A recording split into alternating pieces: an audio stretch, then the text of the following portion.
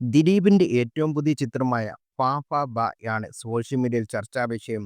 ചിത്രത്തിൽ നിന്ന് സംഗീത സംവിധായകൻ ഷാൻ റഹ്മാനെ അണിയറ പ്രവർത്തകർ മാറ്റിയെന്ന് സിനിമാ പേജുകളിൽ റിപ്പോർട്ട് വന്നിരുന്നു. ഇതാണ് സിനിമാ പ്രേമികൾക്കിടയിൽ ചർച്ചയായിരിക്കുന്നത്.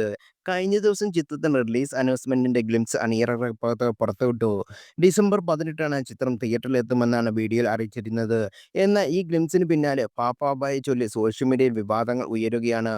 മാസ് മസാല ജോണറിൽ ഒരുക്കുന്ന സിനിമയ്ക്ക് ഷാൻ നൽകിയ സംഗീതം ഒട്ടും ഇമ്പാക്റ്റ് നൽകുന്നില്ലെന്നും സിനിമയെ ഇത് നെഗറ്റീവായി ബാധിക്കുമെന്ന് ചിലർ സോഷ്യൽ മീഡിയയിൽ അഭിപ്രായപ്പെട്ടു.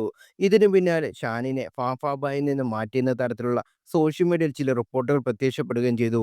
ഈ റിപ്പോർട്ടുകൾ ശരിവെക്കുന്ന തരത്തിൽ തന്റെ ഇൻസ്റ്റാഗ്രാം പേജിൽ നിന്ന് ഫാഫാബായുമായി ബന്ധപ്പെട്ട പോസ്റ്റുകളെല്ലാം ഷാൻ നീക്കം ചെയ്തതും സിനിമാ പ്രേമികൾ ചർച്ചയായി മാറി.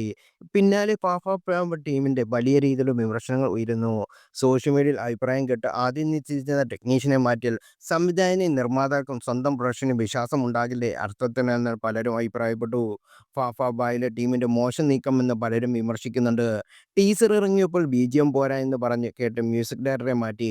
പടം റിലീസായി കഴിഞ്ഞ് ദിലീപ് പോരാ എന്ന് കേട്ടാൽ നിർമ്മാതാക്കൾ അയാളെ മാറ്റുമോ ചെയ്യുന്ന ചോദ്യം കൊണ്ടുള്ള പോസ്റ്റുകൾ ചില സമൂഹ മാധ്യമങ്ങളിൽ പങ്കുവച്ചു.